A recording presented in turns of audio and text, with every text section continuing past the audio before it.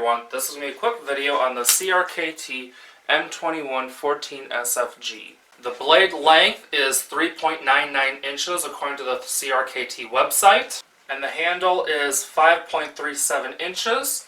It's definitely a big blade, which I like that. I don't like teeny tiny little blades. This here is within the range of what I like. I like knives that are around the 4-inch length, 3.5 to 4 inches generally. I will carry a knife that is a little bit smaller than that, but not much smaller. The weight on this knife that I am getting is 6.2 ounces. On the website it says 6.1. Very small discrepancy there. And the handle is G10. This black blade finish is actually pretty tough.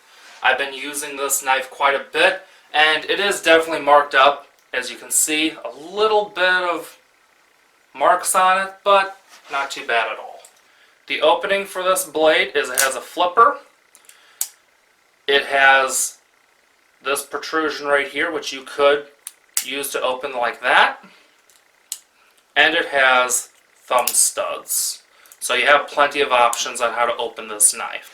One thing that I like about this knife is it comes hair shaving sharp right out of the box.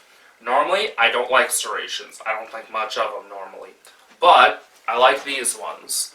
These ones here, when sharp, can actually cut through paper.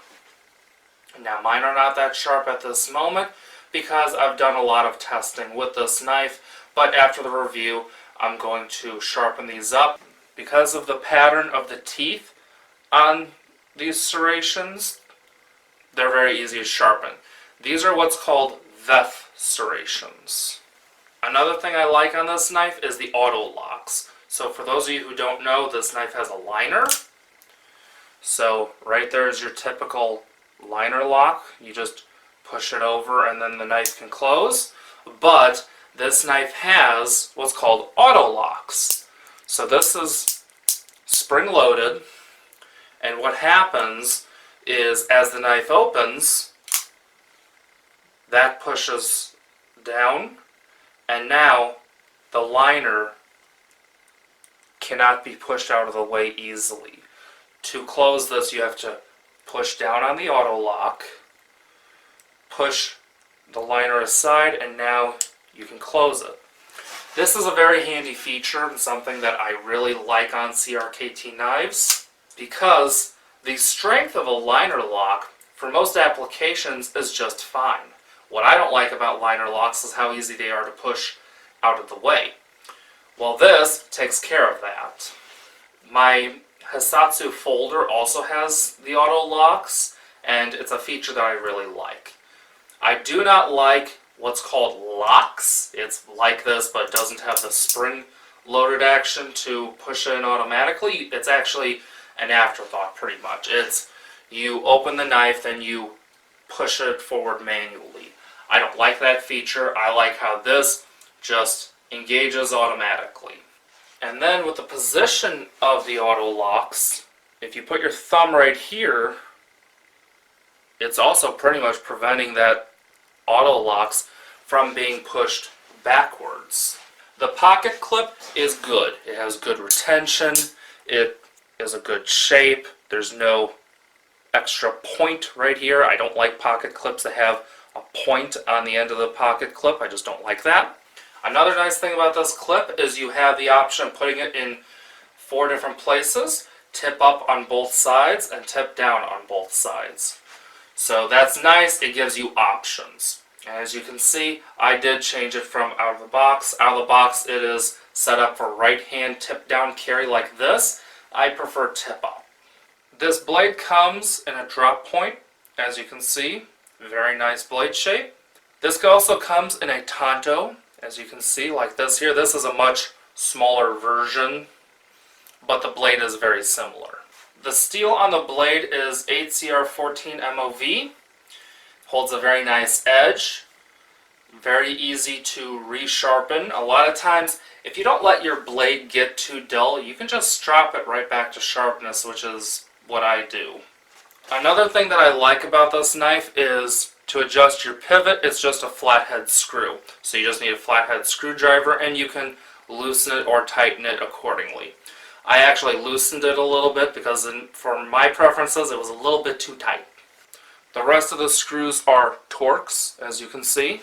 Another thing that I like about the pivot screw is it actually has some checkering on it, as you can see. So you can, if need be, use your thumb to actually tighten it up if you need to. If for whatever reason it's too loose and you don't have a screwdriver, you can do that to give it a little bit more tension. So now on to the cons of this knife. The first con we're going to go over is the pocket clip, actually.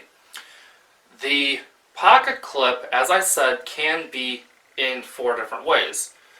Tip down, tip up, left or right hand carry.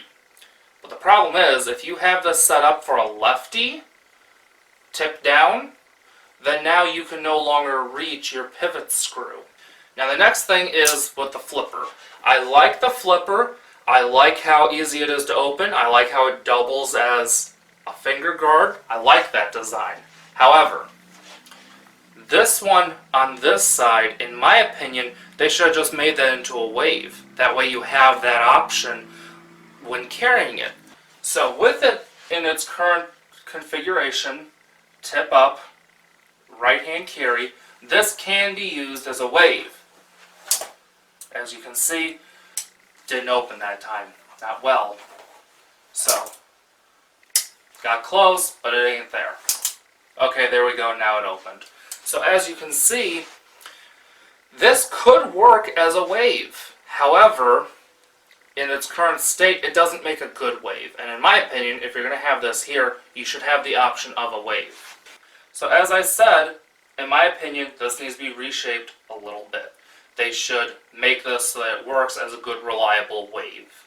Now for my second issue with this knife, the traction on here. This knife is very smooth. The G10 is very slick. It has these holes in here, which kind of helps with grip, but not a ton. The pocket clip, as you can see, I actually added traction tape to.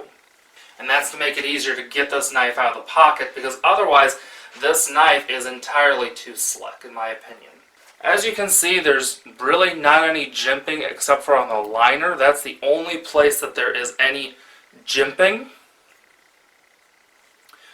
None here, except for on the liner, none here, and there's a little bit of jimping on the flipper. Other than that, that's it. Very minimal jimping. The handle shape, in my opinion, with how slick this is, could be improved. This here could be bigger and provide more of a hand-stopping action. Kind of like this knife right here. As you can see, there's a nice hand-stopping action right there. So even if this knife didn't have good traction, which it does, it wouldn't be a problem. But with this one, it's slick and you don't have that hand-stopping action at the end. Another thing that I think this knife is missing is a place for a lanyard hole. It doesn't have a lanyard hole, as you can see. So in my opinion, this handle needs to be redesigned. As you can see, there's not even really a finger choil there. There could be, and that would help provide some more grip with this knife, but there isn't. Another thing that I would like to see with this knife in the future is I would like to see them come up with a version that you have more color options. As it is, the only color options you have are plain black like this, or you can get it where it has tan scales and a silver blade. I really wish that they would have done an option of a black blade with tan handle scales. I think that would look really cool. So that's pretty much it with this knife. I really hope that they do address some of the problems with this knife.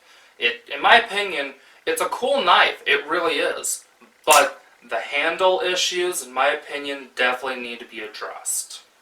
So that's pretty much it. I hope this was helpful and informative. Be sure to like, share, and subscribe. Follow me on Facebook, Instagram, and Twitter. I'll see you next video. See ya.